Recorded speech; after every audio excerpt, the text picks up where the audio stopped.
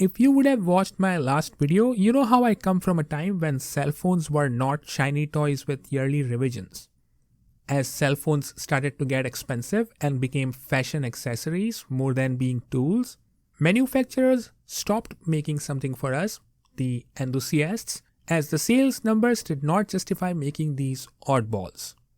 Fast forward to today, I switched to an enthusiast smartphone again, and this time a special one that brings back some of my best memories using these digital companions from the last 22 years.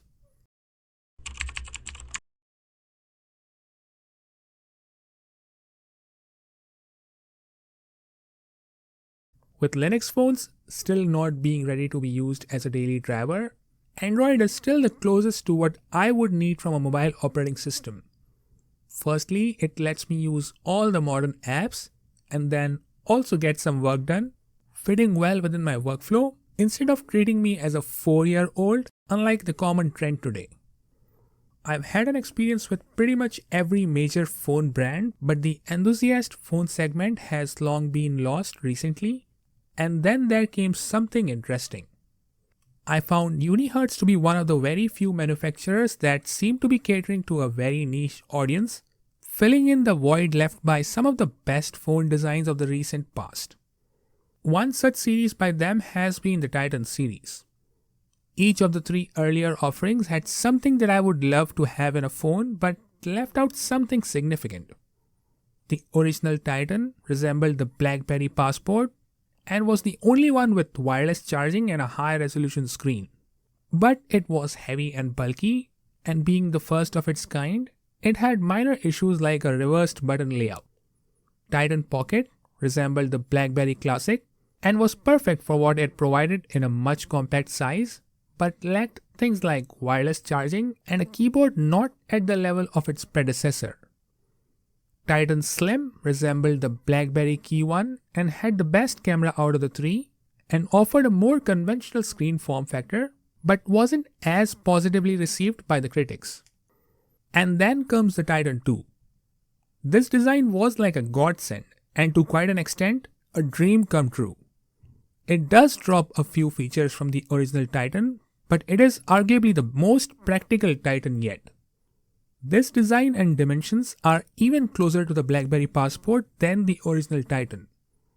I wish I still had my BlackBerry Passport around, but at least I have this Passport that I can compare it with.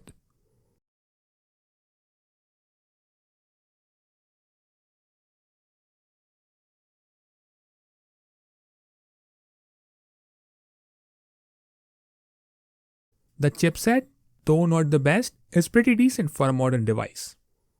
It comes with Android 15 and UniHertz promised updates up to Android 17. It comes with better support for networks with dual SIM card slots, and it's one of the cleanest designs I've seen from UniHertz, minus the secondary screen, which I do not mind much, in exchange for the other goodies. Time will tell how useful this other screen ends up being in my workflow. And I could just go on. The announcement of a new Titan perfectly overlapped my search for a new cell phone. I was one of the early backers on Kickstarter, so that helped me pick up a cost-effective phone for even cheaper. Now, people have seen me with all kinds of weird phones before.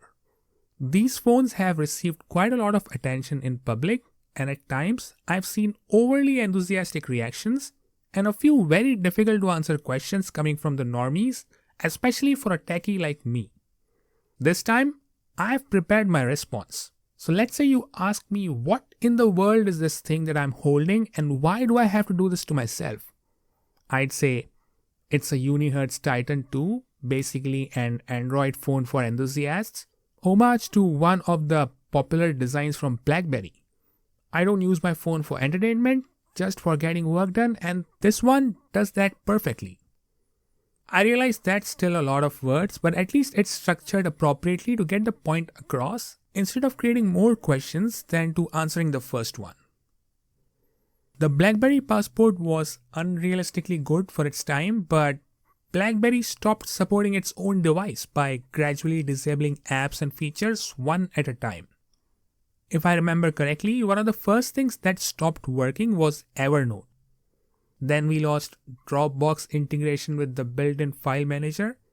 Soon, Amazon App Store stopped letting us install Android apps. I also had a setup with Google Play Services and Google Play Store, and that too stopped working after a point. All these issues sadly made such a great phone unusable. Recently, quite a lot of folks, like my friend, have started acquiring the BlackBerry Passport. Tony also has a working setup on it with the Google Play Store, kind of similar to what I had back in the day. Do watch his videos on the Passport as he covered it very well. With the horror story of the slow death of my BlackBerry Passport, here are a few safeguards for me with Titan 2. The Titan 2 ships with a recent Android version, unlike the Android 4.3 in disguise of BlackBerry 10 OS, which was way outdated back when the BlackBerry Passport was released. Also, they have promised updates at least till Android 17, so at least I'm covered for software support. UniHertz knows what they're doing, as this isn't the first phone in the Titan series. The device has already received quite a cult following, and I hope to be able to receive any support from the fans in the community.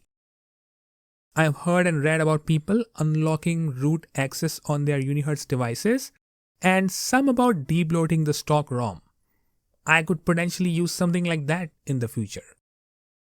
In the next video, I plan to take you through the process of setting up Titan 2 as my daily driver, followed by a detailed review.